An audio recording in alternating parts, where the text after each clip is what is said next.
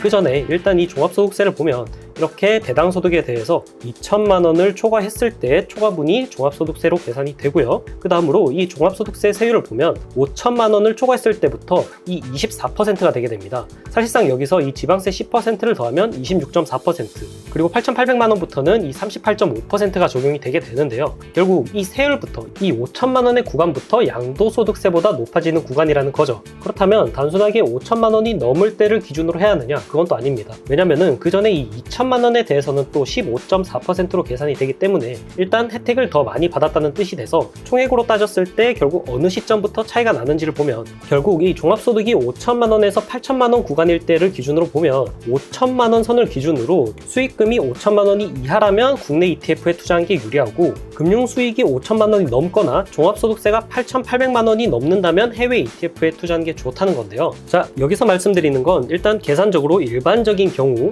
배당금과 수익률이 모두 다 똑같다는 전제 하에서입니다. 하지만 문제는 이 국내 ETF에서 해외형 같은 경우에는 일반적인 해외 ETF보다 수익률이 조금 더 떨어지는 경향이 있습니다. 왜냐하면 수수료율이 높아서 그런데요. 자, 그리고 이 다음에 알아볼 이 양도소득세 절세 방법을 잘 활용한다면 결론부터 말씀드리면 그냥 해외 ETF를 사는 게 제일 낫다라고 결론이 나오는데요. 자, 이것도 한번 알아보도록 하겠습니다. 자, 일단 양도소득세를 절세하는 방법은 크게 두 가지가 있는데, 먼저 연간 양도소득세 공제를 활용하는 방법입니다. 이건 아까 전에 말씀드린 250만 원을 최대한 활용하는 방법이고요.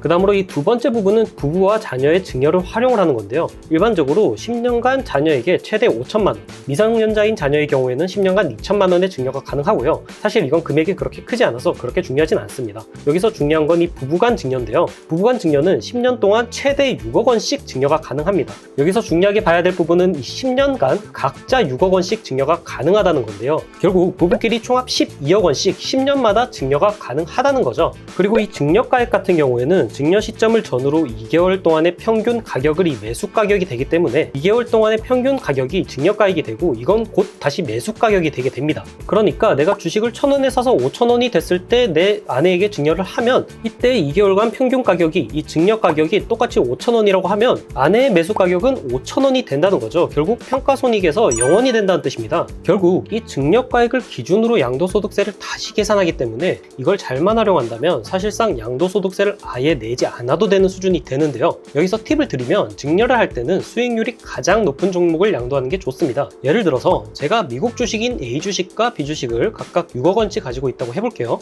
그리고 A 주식은 제가 1억 원치 사서 6배가 올라서 5억의 수익을 거두고 있는 상황이고, B 주식은 5억 원치 사서 20%가 올라서 1억의 수익을 거두고 있는 상황입니다. 자, 원래 같으면 이 주식들을 매도하면 양도소득세로 A 주식은 5억에 대한 22%인 1억 1천만 원을 내야 하고, B 주식은 2,200만 원을 내야겠죠. 여기서 제가 주식을 양도한다면 이 세금을 내지 않아도 되기 때문에 A 주식을 양도해서 1억 1천만 원을 아끼는 게 더 좋은 방법이라는 건데요. 여기서 중요한 건 수익금이 아니라 수익률입니다. C 주식을 6억만큼 샀는데 2배가 돼서 12억이 되었다면 수익은 6억이겠죠. 그런데 A 주식은 모두 증여할 수 있지만 C 주식은 제 한도를 초과하기 때문에 절반만 증여할 수 있게 되는데요. 그렇게 된다면 12억이 아니라 6억을 증여할 수 있고, 이 경우 C로 혜택을 받는 수익금은 3억 원의 22%인 6,600만 원이 됩니다. A 주식보다 수익은 더 많았지만 수익률은 A 주식이 더 높기 때문에 A 주식을 증여하는 게 양도소득세를 가장 많이 줄일 수 있는 방법이라는 거죠. 즉, 투자금이 6억 원을 넘는 상황이라면 수익률이 높은 주식과 ETF를 순서대로 증여하는 게 가장 좋습니다. 그리고 아까 말씀드린 대로 부부가 별도로 증여가 가능하기 때문에 여기서 계좌를 2개로 나눠가지고 서로 10년에 6억 원씩 증여를 한다면 최대 12억 원씩 증여가 가능하겠죠. 결국 수익이 엄청나게 많이 나온 종목이 생기면 미리 증여를 해서 양도가액을 높여두고, 나중에 조정이 발생하면 이 종목으로 또 첫 번째 방법인 양도소득세 공제를 활용을 해서 수익을 맞춰준다면 최대한 절세를 할 수 있게 됩니다. 이 방법을 활용한다면 사실상 웬만한 투자금으로는 양도소득세를 내지 않아도 되게 되고요. 그러니까 결국 국내 ETF가 아니라 해외 ETF를 매수하는 게 구간에 관계없이 가장 좋다라고 결론을 낼 수 있을 것 같습니다. 여기서 세액 공제 대상 납입 한도가 뭐냐면, 우리가 회사로부터 돈을 받으면 이걸 근로소득이라고 하고 여기에도 소득세라고 해서 세금을 내야 내야 하잖아요. 그런데 연금저축펀드나 IRP 계좌에 넣는 돈은 이 소득세를 공제해준다는 겁니다. 그렇다고 해서 받는 돈을 모두 IRP 계좌에 넣을 수 있느냐? 그건 아닙니다. 이것도 한도가 있는데요. 이 한도를 나타내는 말이 바로 세액공제 대상 납입 한도입니다. 위에 있는 공통 부분의 납입 한도랑 세액공제 대상 납입 한도랑은 다른 거예요. 위에 있는 납입 한도는 말 그대로 1년에 최대로 넣을 수 있는 금액을 말하는 거고, 아래에 있는 세액공제 대상 납입 한도는 내가 납입한 돈에 대해서 1년에 최대 얼마만큼 공제를 해주는지를 말해주는 건데요. 연금저축펀드에는 연 600만원, IRP 계좌에는 연 900만원까지 세액공제가 가능합니다. 자, 이렇게 화면을 보시면 세액이 공제되는 공제 납입 한도는 최대 900만원이고 아래 가로로 600만원이 되어 있죠. 이게 IRP 계좌와 연금저축을 합쳐서 900만원까지 세액 공제가 되지만 연금저축으로만 하면 600만원만 공제가 된다는 뜻인데요. 이해하시기 어려우실 수도 있으니까 예를 들어서 설명해 드릴게요. 전체 납입 한도는 1,800만원이니까 IRP 계좌에 900만원을 납입하고 연금저축펀드에 900만원을 납입했다면 900만원까지만 세액 공제가 되고요. IRP 계좌에만 1,800만원을 전부 납입해도 900만원에 대해서는 세액 공제가 적용되는데요. 그런데 연금저축펀드에만 1,800만원을 모두 넣게 된다면 세액 공제는 600만원까지만 되게 됩니다. 그러니까 내가 1년에 연금 계좌에 넣는 돈이 600만원 이하라면 본인한테 맞는 연금 계좌를 골라서 사용하시면 되고, 600만원이 넘는다면 되도록 IRP 계좌 납입을 해서 세액 공제를 최대한 많이 받는 게 좋다는 건데요. 이 소득세는 얼마만큼 공제를 해주냐면 근로소득 기준으로 4,500만원을 초과하면 13.2%만큼 공제를 해주고 4,500만원 이하인 경우에는 16.5%만큼 공제해주는데요. 만약에 종합소득세를 내시는 분이라면 종합소득세 기준으로는 5,500만원을 기준으로 계산하시면 됩니다. 공제액이 최대 100만원이 넘어가기 때문에 사실상 연금 계좌의 최대 강점이 바로 이 세액 공제라고 볼 수 있는데요. 그리고 ISA 계좌 만기 시점에 IRP나 연금저축 계좌로 전환이 가능한데 300만원 한도로 10%까지 세액 공제 한도가 추가되니까 참고하시고요. 이제 다음으로 연금 계좌를 활용하는 방법에 대해 알아보도록 하겠습니다. 먼저 연금 계좌의 장점으로는 방금 전에 설명드렸던 근로소득세가 일부 공제된다는 점이 있고 과세 이연이 된다는 점이 있는데요. 이게 상당히 큰 강점을 가집니다. ISA 계좌 같은 경우에는 배당소득에 대해서 원천 징수가 된 다음 나중에 환급을 받는 구조로 되어 있지만 IRP 계좌와 같은 연금 계좌는 배당소득과 매매 차익 모두 원천 징수가 되지 않고 나중에 한꺼번에 계산을 하는데요. 이게 왜 좋냐면 시드가 빠르게 불어나기 때문이에요. 만약에 일반 계좌와 IRP 계좌로 각각 펀드에 1억씩 투자를 해서 둘 다 100%의 수익이 났다고 해보겠습니다. 그렇다면 IRP 계좌에서는 배당소득세로 15.4%를 원천 징수하기 때문에 총 투자금은 1억 8,460만원이 되겠죠. 반면에 IRP 계좌는 과세 이연 혜택을 받기 때문에 2억 원을 그대로 투자할 수 있게 되는데요. 이 상태에서 다음 투자에서도 100%의 수익이 난다면 일반 계좌에서는 1억 8,460만원의 수익이 나지만 IRP 계좌에서는 2억의 수익이 나겠죠. 세금으로 냈던 1,540만원만큼의 차이가 생긴다는 건데요. 물론 이건 극단적으로 예시를 든 것이고 현실적으로는 지수가 연평균 10% 상승한 걸 감안한다면 배당소득세 15.4%는 결국 연 1.54%의 차이를 만들게 됩니다. 당장은 크진 않지만 1.54%는 복리로 계산하면 10년이면 16.51%, 20년이면 35.75%, 30년이면 58.17%의 차이를 만들어내는데요. 여기서 과세 이연을 적용한다면 각각 2.54%, 5.5%, 8.96%를 세금으로 내야겠죠. 그렇게 하더라도 10년 투자 시에 14%, 20년이면 30%, 30년이면 거의 50%의 추가 수익이 가능하다는 뜻이 됩니다. 그만큼 과세이연이 장투에는 엄청나게 좋은 투자라는 거죠. 자, 그렇기 때문에 과세이연 또한 연금계좌의 큰 장점이라고 할 수가 있고요. 그 다음으로 소득세가 낮다는 것도 큰 장점인데요. 일반적인 배당소득세는 15%지만 연금계좌의 경우 나이대별로 3%에서 5% 수준으로 소득세가 엄청나게 낮습니다. 같은 세율을 적용해도 30년을 투자한다면 과세이연 때문에 50%의 추가 수익이 가능한데 여기서 소득세가 15.4%가 아니라 3.3%라고 한다면 훨씬 더 큰 차이가 나게 된다는 거죠. 자, 이렇게만 본다면 IRP 계좌가 엄청나게 좋은 계좌 같은데요. 이번엔 단점도 알아보겠습니다. 가장 먼저 연금 계좌는 주식에 직접 투자가 불가능합니다. 개별주가 아니라 ETF나 펀드를 통해서만 매수할 수 있다는 뜻이죠. 내가 엄청나게 좋은 주식을 찾더라도 그 주식이 포함된 ETF를 사거나 다른 계좌로 매수하는 수밖에 없습니다. 그리고 중도 인출이 제한되어 있는데요. 최소 수령 시기가 만 55세 이후부터 가능하기 때문에 그 전에 목돈이 필요해서 해지하게 된다면 타소득세 16.5%를 내야 합니다. 배당소득세인 15.4%보다 더 높은 세금을 내야 한다는 거죠. 그리고 최소 5년 이상 투자를 해야 하고 수령 기간이 길다는 점, 수령을 하려면 연금 형태로 10년 이상의 기간에 걸쳐서 조금씩 수령해야 한다는 점도 단점으로 꼽히는데요. 그렇기 때문에 연금 관련 계좌는 장기 투자와 소득 공제 부분에서 큰 강점을 가지는 대신 자본 활용도가 떨어지기 때문에 시간이 모자란 직장인이 국내 ETF를 장기 투자하기에 좋은 계좌라고 할 수 있습니다. 자, 그럼 이쯤에서 계좌별로 요약 정리를 해보도록 하겠습니다.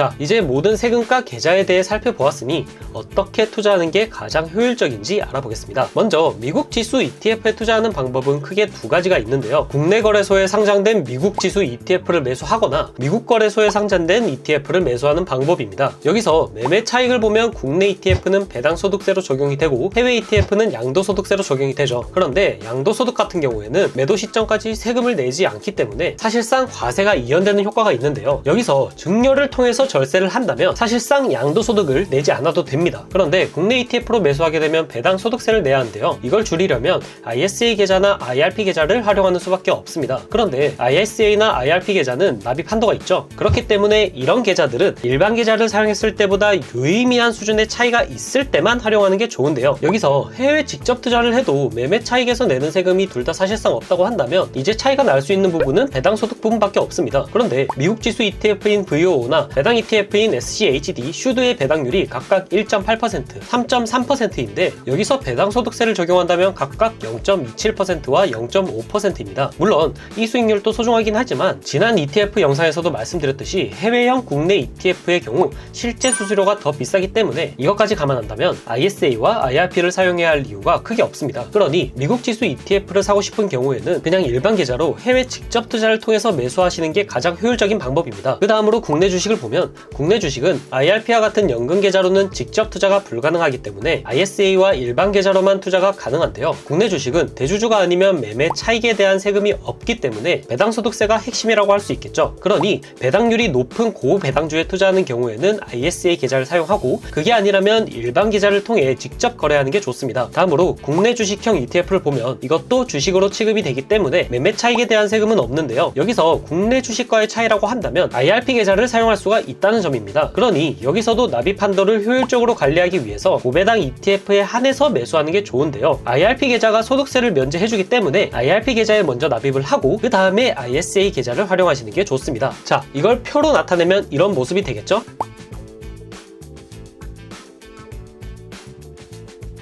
이제 마지막으로 장기 투자를 하시는 분들 중에서 연금 형식을 추구하시는 분과 배당 형식을 추구하시는 분들에게 적합한 투자 방법을 설명드리도록 하겠습니다. 먼저 연금 형식으로 10년, 20년에 걸쳐서 돈을 수령해도 괜찮으신 분들은 세액 공제가 되는 900만 원만큼 IRP 계좌로 ETF에 투자를 하는 게 좋은데요. 여기서 되도록이면 국내 주식형 ETF이고 고배당인 ETF가 좋습니다. 미국 지수 ETF 같은 경우에는 그냥 일반 계좌로 투자하는 게 오히려 세금이 더 적기 때문인데요. 그런데 투자 지식이 없으시다면 굳이 다른 국내 ETF에 투자하는 것보다 그냥 미국 지수 ETF를 매수하는 게 더 좋습니다. 소득세 공제가 가장 큰 목적이기 때문이죠. 그리고 900만원 초과분에 대해서는 고배당 종목이라면 ISA나 IRP 계좌를 사용하시고 배당률이 높지 않은 종목이라면 일반 계좌로 직접 투자하시면 되는데요. 이 방법의 장점은 첫째로 소득세가 상당 부분 감세된다는 점과 연금 방식 수령을 통해서 노후 대비를 안정적으로 할 수 있다는 점입니다. 그 대신 자금이 오랫동안 묶여버리기 때문에 자금 활용성이 떨어지고 투자처가 한정되어 있어서 주식 직접 투자와 같은 방법이 쉽지 않다는 단점이 있습니다. 그러니 이 방법은 투자의 지식이 없고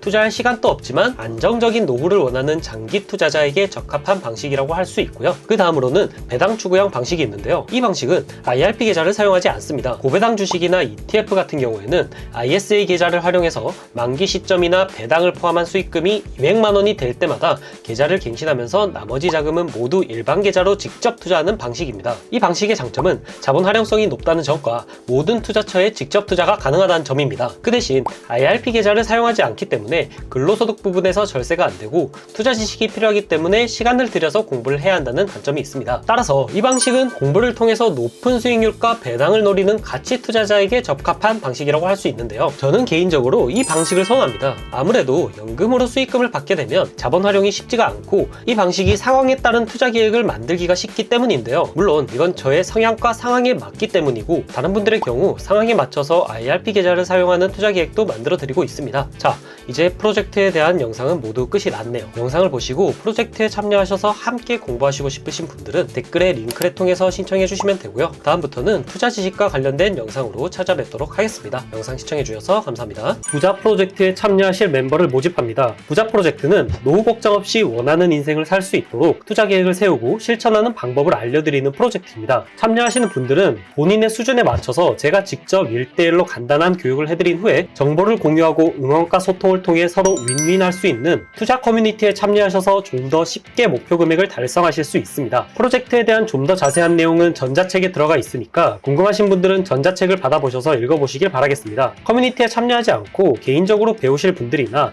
다른 궁금하신 것들도 댓글에 있는 링크로 연락 주시면 제가 아는 선에서 최대한 도와드리도록 하겠습니다. 그럼 저는 다음 영상으로 찾아뵙도록 하겠습니다. 시청해주셔서 감사합니다.